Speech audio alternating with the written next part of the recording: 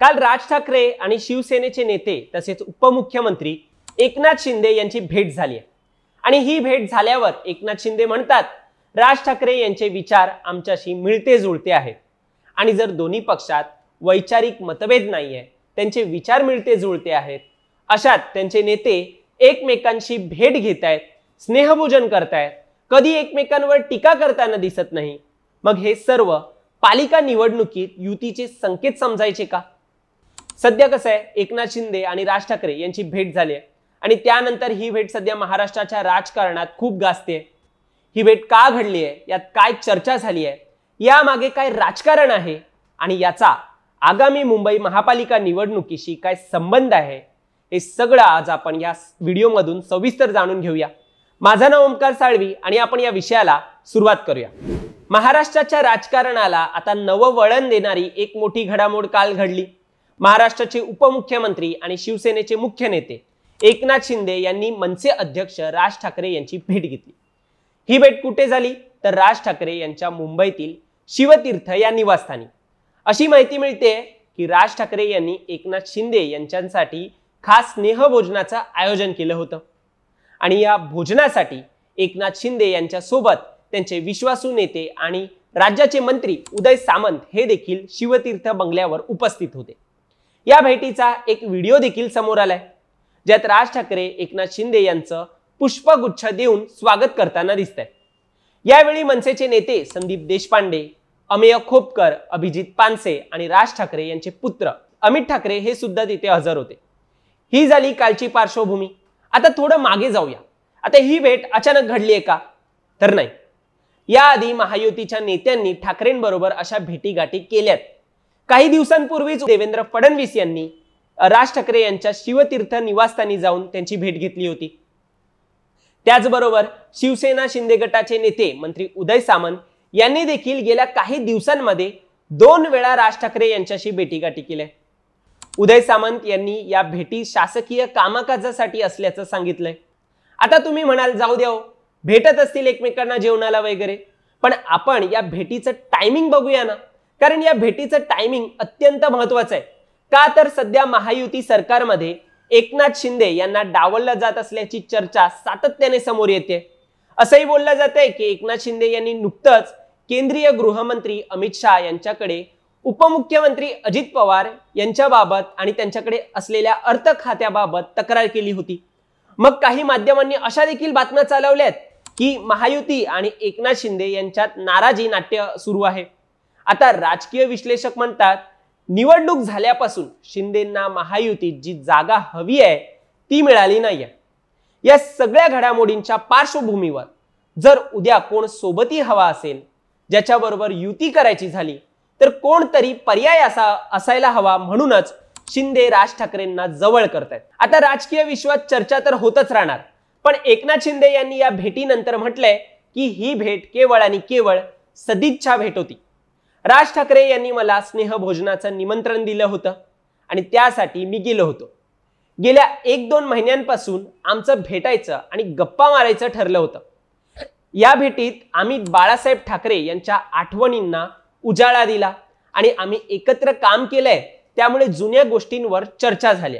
यात कोणताही राजकीय अर्थ काढण्याची गरज नाहीये. पुढे शिंदे म्हणाले की मुंबईतल्या सिमेंटच्या रस्त्यांची मी पाहणी केली होती, त्यावर देखील राज ठाकरे यांच्याशी थोडी चर्चा झाली, पण राजकीय चर्चा अजिबात झाली नाही. या नेत्यांच्या संपूर्ण प्रतिक्रियेत शिंदे यांनी एक महत्त्वाची गोष्ट सांगितली, ती म्हणजे राज ठाकरे यांचे विचार आमच्याशी मिळते जुळते आहेत. आता विचार मिळते जुळते म्हणजे नक्की याचा अर्थ काय आहे तर याचं उत्तर आपल्याला संदीप देशपांडे यांच्याकडून मिळतं. संदीप देशपांडेने देखील याच भेटीनंतर म्हणाले की आमच्यामध्ये विचारांची तफावत नाहीये. हिंदू हृदय सम्राट बाळासाहेबांचे विचार हे राज ठाकरे पण पुढे नेतात आणि एकनाथ शिंदे पण तेच करतात, त्यामुळे काही वैचारिक मतभेद नाहीये. म्हणजे येथे संदीप देशपांडे यांनी हिंदुत्वाचा मुद्दा अधोरेखित केला. आता या भेटीमागचं राजकीय गणित काय असू शकतं हे आपण समजून घेऊया. बघा, आता आगामी काळात राज्यात स्थानिक स्वराज्य संस्थांच्या निवडणुका होणार आहेत आणि त्यातही मुंबई महापालिकेची निवडणूक ही सर्वात महत्त्वाची आहे. या निवडणुकीत महायुतीत भाजपकडून जागा वाटपात मित्र पक्षांना त्यांच्या अपेक्षेप्रमाणे जागा देता येतील का, हाच मोठा यक्ष प्रश्न आहे. आता यामध्ये एक गोष्ट लक्षात घ्या. शिवसेनेची मुंबईत अनेक वर्षांपासून सत्ता राहिली आहे, पण शिवसेना 2 गटात विभागली गेली आहे. त्यात माजी मुख्यमंत्री उद्धव ठाकरे यांच्या शिवसेनेची मुंबईत चांगली ताकद आहे आणि हे विधानसभा निवडणुकीत आपल्याला दिसून आलंय. त्यामुळे उद्धव ठाकरे यांचा सामना करायचा असेल तर एकनाथ शिंदे यांना राज ठाकरे यांच्यासारखा मजबूत नेता सोबत लागेलच. उद्या जर एकनाथ शिंदे यांची नाराजी कायम राहिली आणि त्यांना हव्या तशा जागा भाजप मित्र पक्ष म्हणून देऊ इच्छित नसेल तर शिंदेंकडे ऑप्शन काय आहे? मग तुम्हाला आपसुकच या भेटीमागचं उद्देश समजतं. राज ठाकरे हे रोकटोक मत मांडणारे नेते आहेत. त्यांच्या आक्रमक भाषणातून ते लाखो नागरिकांची मतं वळवू शकतात. जर राज ठाकरे एकनाथ शिंदे यांच्या सोबत आले तर त्याचा शिवसेनेला आणि एकूणच एकनाथ शिंदे यांना फायदा होऊ शकतो. याशिवाय राज ठाकरे यांच्या सोबत युती झाल्यास एकनाथ शिंदे यांना भाजपवर दबाव टाकण्यासाठी ही मदत होऊ शकते आणि यालाच दबावाचं राजकारण म्हणतात. आणि असा राजकीय विश्लेषकांचा अंदाज आहे की एकनाथ शिंदे यांची ही दबाव तंत्राची रणनीती असू शकते. आणि जर दुसरीकडे बघितलं तर राज ठाकरे यांच्यासाठी ही युती फायदेशीर ठरू शकते. ती कशी? तर जर एकनाथ शिंदे यांच्यासोबत हात मिळवणी झाली तर मनसेला सत्तेत येण्याची संधी मिळेल.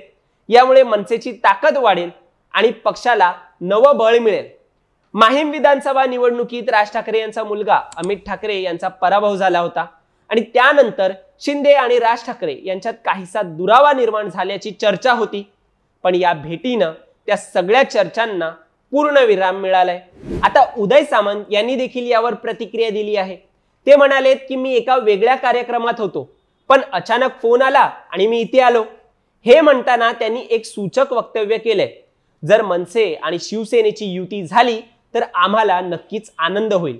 म्हणजे उदय सामंतांना माहित नव्हतं ही भेट होणार आहे. याचा अर्थ भेटायचं आणि जेवणाचं अचानक ठरलंय. आता या सर्व घटना आणि राजकीय घडामोडी पाहता बीएमसीचा बिगुल वाजायला सुरुवात झाली आहे.